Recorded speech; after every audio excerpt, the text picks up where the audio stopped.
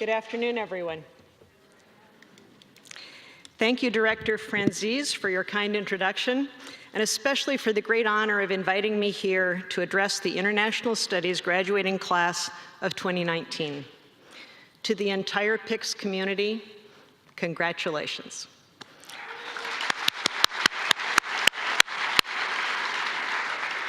Faculty, nice job. Parents, I can hardly imagine all your emotions right now. Disbelief that the day you moved them into their freshman dorms is already 4 years ago. Some anxiety about how they'll complete the transition to independent life. But mostly, just being joyously proud of how far they've come, how much they've learned, and who they've become, as you should be. Graduates, I gotta say, you guys rock. You've chosen an academic specialty that this country and the world desperately need, and impressively mastered it. And I was blown away by Director Franzen's recitation of your accomplishments. So I have to admit, I accepted this invitation with some trepidation. What wisdom could I possibly impart that would be worthy of this momentous occasion? My writer's block lifted when I realized I couldn't recall what the commencement speaker at my own graduation said.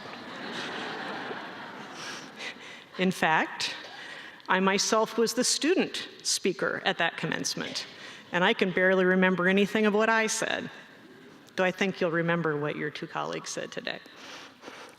Thus emboldened, I'm going to bring you a few observations of my own journey since graduating from the College of Worcester, let's just say several decades ago. So in preparing to decide how to advise college graduates, I asked my son, who's also in his early 20s, what he would want to hear from a commencement speaker. And his answer was, "What do you wish that you had known at my age?" So I'll take a crack at that. For research, I posed this question first to my in-laws, his grandparents. Their immediate response, birth control.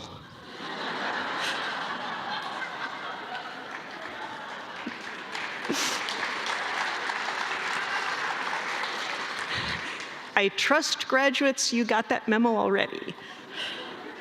But frankly, I'm rather glad for their ignorance because without it, I wouldn't have either my husband or my children. But seriously now, here are some things that I wish that I had known then. I wish I'd better appreciated that adventures should be had while one is sufficiently young and footloose to enjoy them. That the best time to go wilderness backpacking and on kayaking trips with my husband was before we had children. Years instead, which we spent putting in long hours at the Justice Department. This is even truer about certain experiences that may well not be available 30 years from now if we continue to traffic African wildlife into extinction, kill off coral reefs with ocean acidification, and convert majestic tropical forests into oil palm plantations. Taking a year now for an adventure might feel like a detour you can't afford, but decades from now, is it really going to matter whether you were a law firm partner, an NGO leader, a CEO, or a tenured professor for, say, 36 instead of 35 years? I don't think so. I wish I had appreciated that the big decisions we face in those first years after college are seldom as monumental and as irreversible as they feel at the time. And I wish I had known that my compulsion to keep doors open of opportunity as long as possible could also lead to foreclosing other options due to indecision. So don't be afraid of making bold choices, since there's really no way of seeing when you go through one door what other doors lie beyond it. In 1992, almost on a whim, I accepted a temporary assignment from my employer, the Environmental Protection Agency, to go to the Office of the U.S. Trade Representative. This is even though I knew nothing about international trade or the theory of comparative advantage, what is the GATT.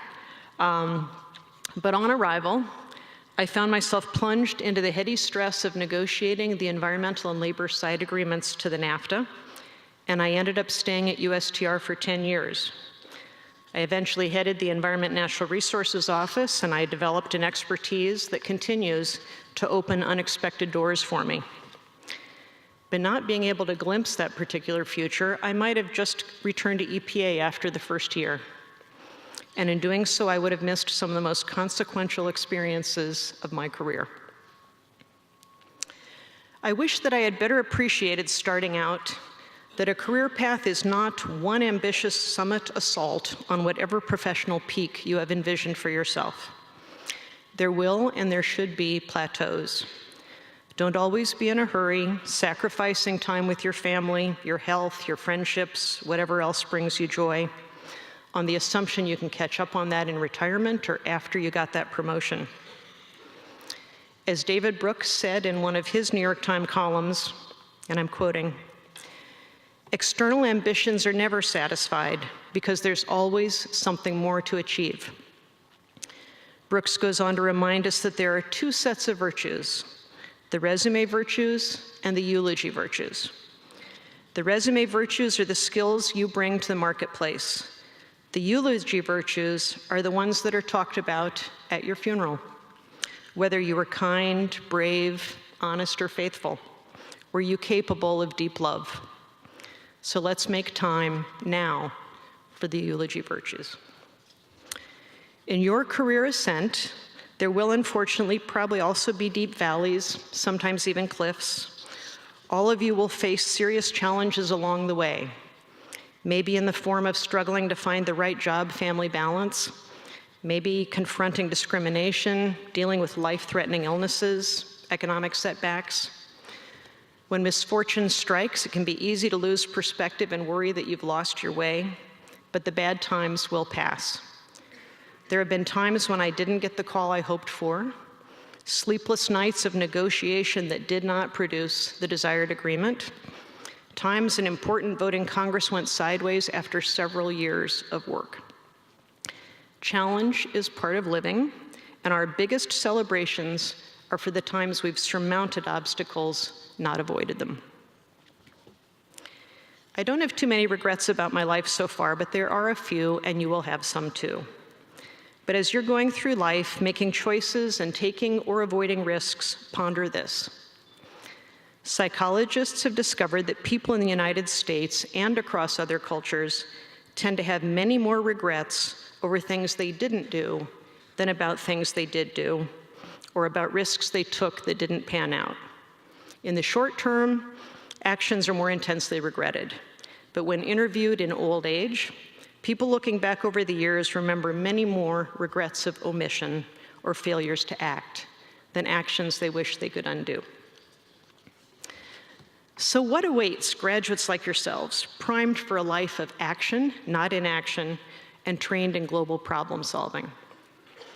I have good news for you. There is no shortage of problems to solve. And I have bad news for you. There is no shortage of problems to solve.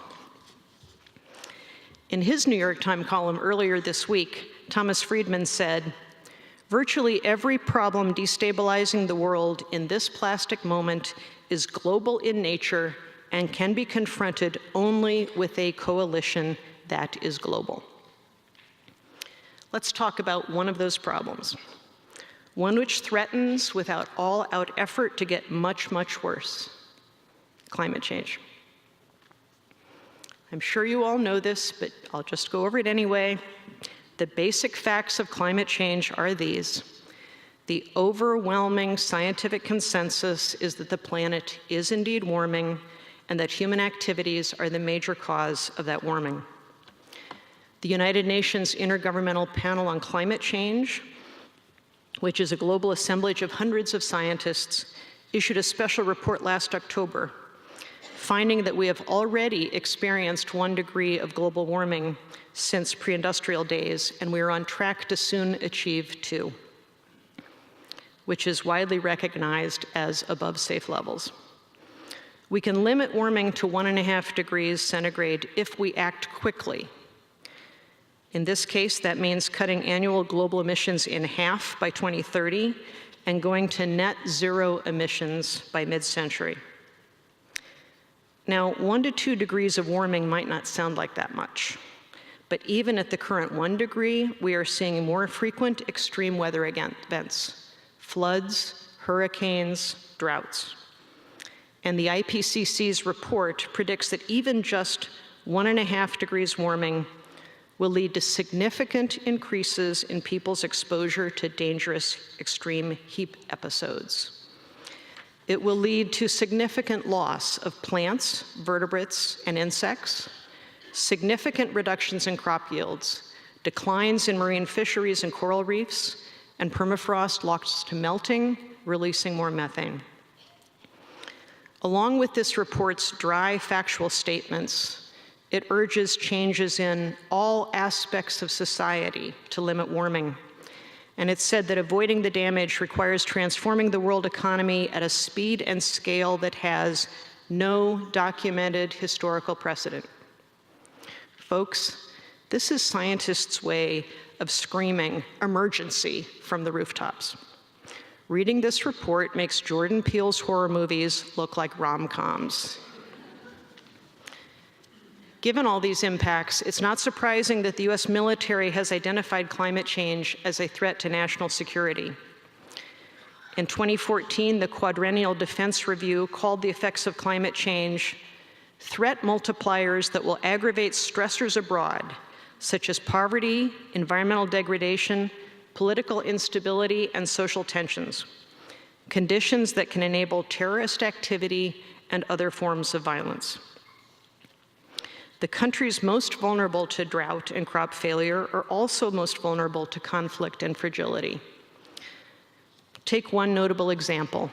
Some researchers link Syria's civil war back to the violent uprisings in 2011, which have been attributed to an extreme drought between 2006 and 2009 that was exacerbated by climate change. So remember what Tom Friedman said: these global problems require global coalitions. Well, in an extraordinary forging of global consensus, back in December 2015, all but 2 of the 197 member countries of the United Nations came together in an agreement to address climate change. They committed to limit overall warming to 2 degrees centigrade and make every effort to limit it to 1.5. This latter goal came at the insistence of the small island states, which, above 1.5 degrees, sea level rise is simply going to put them underwater and they will cease to exist. I think that is the definition of existential threat. And in only 10 months after that, thanks to an enormous diplomatic effort led by the United States, enough countries ratified the Paris Climate Agreement that it entered into force in November of 2016. Since 2016, the 2 Paris Agreement holdouts, Syria, despite its civil war, and Nicaragua, who thought the agreement was too weak, have gone ahead and joined it. One country, and I think you know which one, has announced its intention to withdraw, even though the commitments we've undertaken were not binding. That withdrawal cannot, however, happen until November 2020 under the rules of that agreement. No, we're looking for good news. Fortunately, despite this abdication of global leadership, the remaining 196 countries are continuing to work to reduce global emissions and to help each other adapt to the dangerous effects that are already starting to happen. And in this country, the states, cities, major companies, and universities are stepping up to make their own commitments and set the policies and rules to implement them. But to really succeed, we need the United States government back fully at that table, part of that global coalition. Right here at the University of Michigan,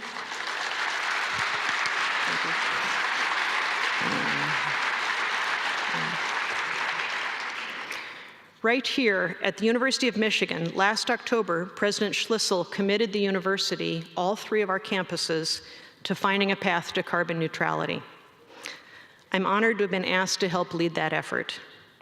And we expect and hope that you, even once you become alumni, will help hold our feet to the fire of finding that path and implementing those solutions. And I hope that some of you will dedicate your future careers to addressing this existential global challenge. So even when faced with global problems like climate change, I do remain optimistic about recharting our way to a better future. Frankly, that's partly because I can't fathom the alternative. But it's also because I see a future that is now armed with global problem solvers like yourselves. But finding those solutions are going to be so much harder as long as diplomacy itself is underappreciated and under attack. What do I mean by that? In the years since the end of World War II and the Bretton Woods agreements and the end of the Cold War, the foreign policy establishments seem to have taken for granted the public's support for the US global leadership and their understanding of diplomacy's contribution to our national security. Recent events have shocked them out of that complacency. This administration's budget proposals every year have drastically cut the funding for the State Department and AID while proposing major increases for the Defense Department. The most recent budget this spring for FY 2020 would cut state by 23% while adding more than $33 billion to the Defense Department's budget. The response of the defense community? Anything but gratitude. Back even in 2013, General James Mattis, who was later this administration's Secretary of Defense, told the Senate Armed Services Committee, and I quote, "If you don't fund the State Department fully, then I need to buy more ammunition." And in 2017, former chairman of the Joint Chiefs of Staff and Bush's Secretary of State, Colin Powell, said this about the first round of steep cuts. "Throughout my career, I learned plenty about war on the battlefield, but I learned even more about the importance of finding peace. And that is what the State Department and USAID do. Prevent the wars that we can avoid so that we fight only the ones we must. For our service members and citizens, it's an investment that we must make." So here's a reading assignment. No, they don't end just because you're graduating. I'd like for you to read a new book called The Back Channel, A Memoir of American Diplomacy and the Case for Its Renewal. It's by William J. Burns, who retired from the US Foreign Service in 2014 after a 33-year diplomatic career. And here's what Ambassador Burns says. "Diplomacy is among the oldest of professions, but also amongst the oldest, also among the most misunderstood. It is by nature an unheroic, quiet endeavor, often unfolding in back channels out of sight and out of mind. Crises averted are less captivating than military victories. Diplomacy's preventative care is less compelling than the military's surgical feats. Diplomacy at its best rarely swaggers. It's about quiet power. But if we're not louder about one of our nation's biggest assets and best kept secrets, we risk losing it." To get louder about this, a new advocacy group is formed. It's called Foreign Policy for America, and its mission is advocating for strong, principled US global engagement and holding members of Congress accountable for how they vote. You should check them out. Maybe they're hiring. Having spent most of my career in Washington in public service, I've had a front row seat to some of our country's policymaking, our engagements abroad, our politics. I've been fortunate enough to sometimes have a role up on that stage.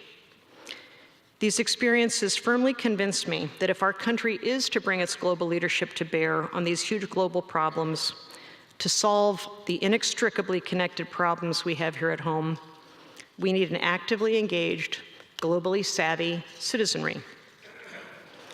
I hope that many of you will find, as I did, a deeply rewarding career in government service. It gets a bad rap, but some of the brightest, most dedicated people I've known were my colleagues during my years at the Department of Justice, the EPA, USTR, and the State Department. Government service includes a wide range of roles. All of them are important. I've already talked about diplomacy, but we could also benefit hugely from adding your expertise to the ranks of our troops, our intelligence agencies, our judicial system, our elected officials, and our civil servants, from the local town halls to the halls of the UN and every place in between. Whichever career path you end up taking, people with your PICS education are exactly what an engaged citizenry needs. And what do I think an engaged citizenry is? Well, for one thing, it means staying informed about global and national events. Your education doesn't end this week. And not just the comedy parodies of the news, and not just the cable channel that reinforces your preconceptions. It means intentionally exposing yourselves to views that are incompatible with your own, and to seeking out objective, in-depth, fact-based reporting and analyses. And it means participating. I hope this message is speaking to the choir, but this does, at a minimum, include voting. And not just every 4 years, and not just at national level elections. Participation in this country's governance is a precious democratic right. It's too often taken for granted. And frankly, it's also where the older folks, as the more likely voters, are getting a disproportionate say in political decisions that are critical to your long-term future. Young adults have had the worst turnout of any age group in every election since the Census Bureau began keeping track of voter age data around 50 years ago. Now, significantly more 18 to 29-year-olds did vote in the 2018 midterms than usual, and that's great, but you've still got a lot of work to do to catch up with the geezers who vote. Participating in this country also includes a long, proud tradition of activism and civil disobedience, and it's good to see something of a resurgence in this decade. If Gilded Age levels of income inequality, the numbing frequency of school shootings, and Washington's abject failure to fight climate change aren't good reasons to stage walkouts and street protests, what is?